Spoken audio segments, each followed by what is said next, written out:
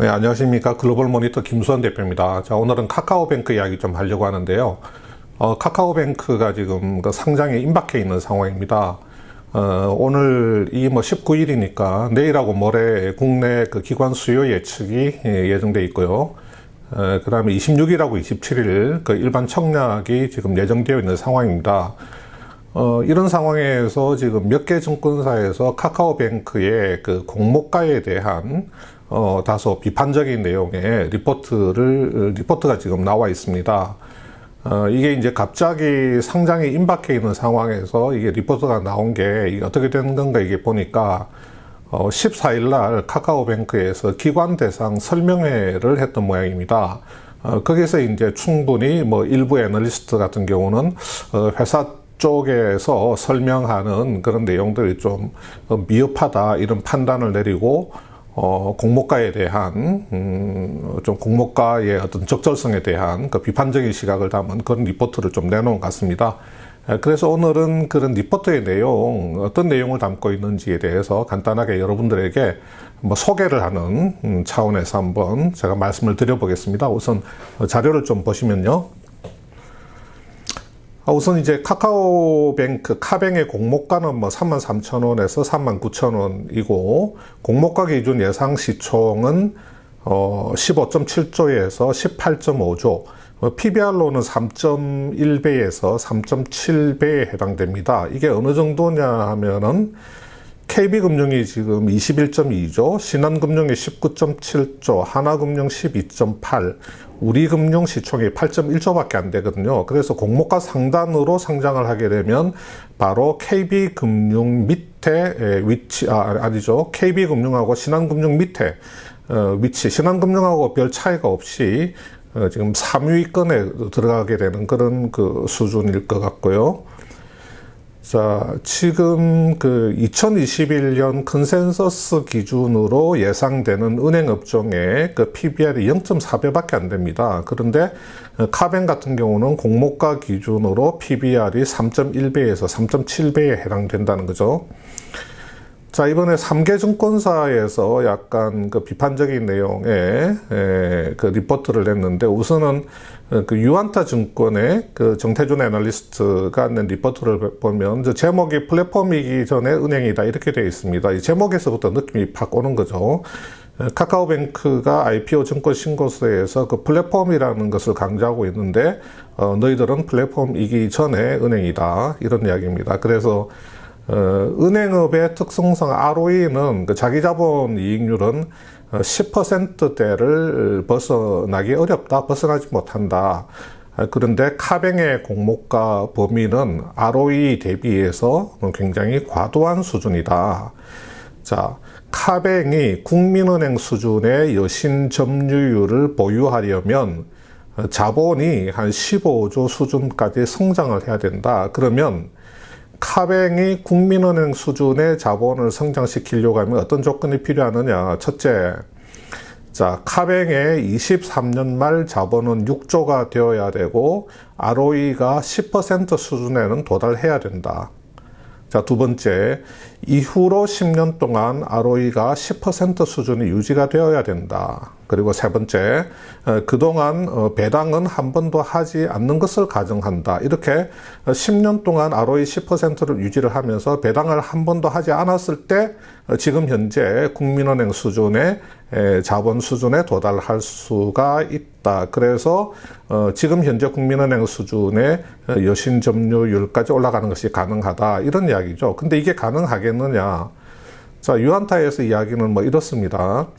자, IPO 이후에 카뱅이 매분기 대출을 12%씩 성장시킨다는 공격적인 가정하에 23년도 ROE 10%가 달성 가능할 것이다.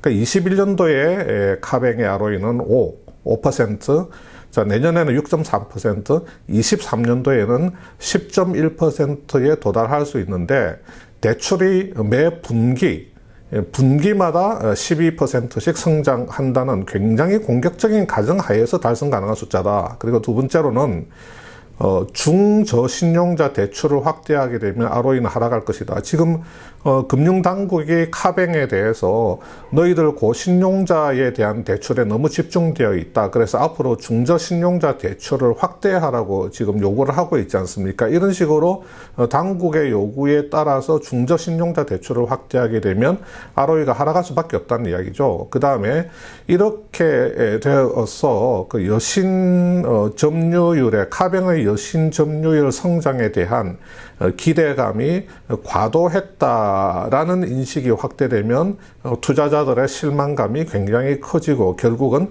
주가에 부정적인 영향을 미칠 수밖에 없다. 이렇게 이야기를 하고 있습니다.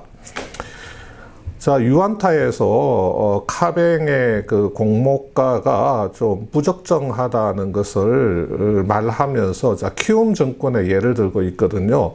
키움증권의 그 PBR과 ROE의 그 추이를 예를 들고 있습니다. 한번 보시면 자, 키움증권의 그 이 좌측이 그 PBR입니다. 키움증권의 PBR이 이렇게 3배 또는 4배 수준으로 이렇게 올랐을 때 키움증권의 ROE는 자, 우측 이렇게 30에서 40 보면 자, 이렇게 30에서 40%대의 그 ROE 수준을 보였다. 그런데 키움증권의 ROE가 이렇게 10% 수준으로 이렇게 하락할 때는 이 PBR도 역시 이렇게 보면 1배에 이렇게 1배에 이렇게 수렴을 하고 있다. 그런데 지금 은행업의 특성으로 봤을 때 카뱅도 역시 플랫폼이라기보다는 그 은행업으로 봤을 때 카뱅의 그 ROE가 지금 10%대를 넘어서기가 어렵다. 그러면 키움처럼 PBR도 1배에 수렴하는 게 맞지 않겠느냐. 뭐 이런 점을 이야기를 하고 있는 겁니다. 자, 그래서 유안타에서는 자, 공모가 산정 시 적절한 그 비교 회사는 그 실제로 카뱅이 그 비교 대상 회사로 지정했던 외국 회사들이 아니고 KB금융, 신한지주, 하나금융, 우리금융지주였어야 했다. 예컨대 그 카뱅이 공모가 산정에서 제시했던 기업들 중에서 카뱅과 그 가장 유사한 그 비교 기업인 TCS, 러시아 은행 같은 경우에는 자, 이 TCS는 님, 순이자 마진이 한 20%인데 카뱅의 실제 님은 타은행과 국내 이제 타은행과 유사한 1.9%밖에 안 된다. 그러니 비교 기업 선정에서도 상당히 그 무리수를 카뱅이 뒀다. 뭐 이런 식으로 그 유안타에서 이야기를 하고 있는 겁니다. 그 다음에 비은행 자회사는 카카오페이가 가져갔다. 그러니까 카카오페이 증권 또 그 다음에 보험. 카카오 손해보험 이런 게 지금 카카오페이의 자회사로 갔거든요. 그래서 비은행 자회사는 뭐 카카오페이로 가져가 버리고 지금 현재 카뱅을 보건대 다른 은행과 차별화된 그 비이자 수익원을 제시하지 못하고 있다. 그렇게 봤을 때 국내 대형은행 대비해서 7에서 12배 높은 PBR 수준의 공모가는 설득력이 떨어진다. 유안타에서는 이런 결론을 내리고 있는 겁니다. 자, 그 다음에 넘어가 보면 메리츠 증권의 이제 은경환 애널리스트 도 그 카뱅의 공모가에 대해서는 이제 비판적인 좀 시각을 견지하고 있는데요. 그 은경환 애널리스트가 이 수요 예측, 이제 내일하고 모레 국내 수요 예측이나 그 다음에 상장 직후의 주가 흐름에 대해서는 뭐 이렇게 이야기를 합니다. 자, 지금 현재 카뱅의 장외 가격이 공모가 대비해서 한 2배 이상에서 지금 거래가 되고 있다. 그 다음에 기관이나 외국인 투자자들 역시 어떤 높은 그 시가총액 또 낮은 유통 주식 물량을 감안을 했을 때 수요 예측에서는 공모가 상단을 적어낼 가능성이 높다 이렇게 이야기를 하고 있습니다. 그 다음에 그 향후에 주요 인덱스 그 편입에 따른 이 패시브 자금들이 카뱅에 유입될 수 있음을 고려하면 상장 직후에는 비이성적인 주가 흐름도 예상이 된다. 이렇게 이야기를 하고 있습니다. 그러면서 이제 우리 은경환 애널리스트가 이제 지적을 하기를, 자, 지금 현재 카뱅의 그 대출 포트폴리오가 이렇습니다. 이게 보시면 신용대출하고 전월세 보증금 대출이 굉장히 많죠. 그 다음에 마이너스 통장 대출, 뭐 이것 빼고는 없습니다. 뭐 개인 사업자 대출도 의미가 없고요. 지금 전월세 보증금, 신용도 이제 뭐 고신용자죠. 마이너스 통장 대출도 마찬가지고 이렇게 되어 있고, 지금 카뱅이 계획하고 있는 거는 단기적으로는 이제 중신용자 대출을 확대하겠다. 이건 금융당국이 요구를 하고 있는 거죠. 그 다음에 주택담보대출 시장에 단기적으로 진출을 하겠다. 중기적으로는 개인 사업자 대출이나 오토론에 진출을 하겠다. 이렇게 이제 IR에서 제시를 하고 있습니다. 그런데 메리츠에서 이제 보기에는 그 은행의 레버리지는 보통 자기 자본 대비해서 한 10배 정도 된다. 그래서 이번에 카뱅이 IPO로 유입되는 자본은 한 2.2조에서 2.6조 정도 될 텐데, 그러면 10배 레버리지 적용하면 22조에서 26조 정도 대출 여력이 생기는 셈이죠. 자, 카뱅이 내년 1분기에 주택담보대출 상품을 출시한다고 가정을 하고 2025년까지 주담대 연평균 성장률을 28%로 가정을 하고 카뱅의 전체 대출 성장률을 24.3%로 이렇게 가정을 했을 때 25년 말에 가면 카뱅의 대출 잔액은 57조까지 증가할 것이고, ROE는 9.3%, 10%에는 못 미치는 9.3%에 이를 것이다. 자, 여기에는 추가 유상증자는 없다. 그 가능성은 배제를 하고 2025년까지 배당금 지급도 없다. 이렇게 가정했을 때 25년 말에 대출 잔액 57조, ROE는 9.3%까지 커질 수 있다. 뭐 이런 이야기입니다. 그래서 카뱅이 주장하는 대로 어떤 플랫폼으로서의 성격, 또 금리 경쟁력, 또 주담대 같은 부동산 중심의 뭐 성장 가능성도 있다고 보고, 카뱅을 은행이 아닌 코스피 기준의 자기 자본 비용, 즉 다시 말해서 밸류에이션 할인율을 적용을 해줬을 때 그 적정 시가총액은 얼마가 되겠느냐. 메리츠에서는 15.5조 내외로 판단을 한다는 겁니다. 15.5조 같으면 이번에 그 공모가 하단 수준에 해당되는 거거든요. 그래서 역시 지금 메리츠 정권에서도 지금 공모가 하단 정도 잘 봐줘야 지금 공모가 하단 정도다, 뭐 이런 시각을 가지고 있고요. 참고로 그 동부증권의 이병건 애널리스트 같은 경우는 카뱅 IPO와 관련해서 이제 몇 가지 주의해야 될 점. 자, 첫째로는 뭐냐.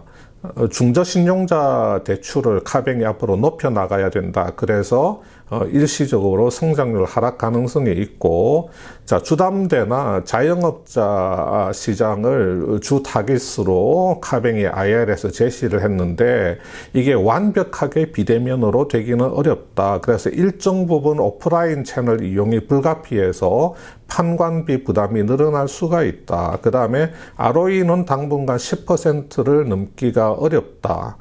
지금 현 공모가 밴드에는 기본적인 가정이 2030년까지 연평균 30%의 순이익 증가가 가정이 되어 있는데, 이를 위해서는 연평균 20% 수준의 그 대출 성장이 필요하다고 본다. 그 다음에 이 카뱅과 카카오페이와의 관계 설정이 애매하다. 자, 이런 부분에 유의해서 카뱅 그 IPO를 봐야 되고, 카뱅에 대한 그 투자를 이런 관점에서 주의해서 볼 필요가 있다. 뭐 이렇게 이야기를 하고 있습니다. 그래서 실제로 지금 여러분 아시다시피 내일하고 모레 수요 예측이 끝나고 나면 26일, 27일 뭐 일반 청약이 들어가게 되는데, 지금 많은 또 우리 투자자들의 기대감이 작용하고 있는 부분도 있는 반면에, 또 상당한 증권사들에서는 카뱅의 공모가가 실제 그 카뱅의 미래 또 현재 내재 가치라든지 미래 전망에 비해서는 상당히 고평가되어 있는 것이 아니냐, 그런 비판적인 관점도 좀 가지고 있다 하는 내용이 되겠습니다. 자, 다음 시간에 뵙도록 하겠습니다. 감사합니다.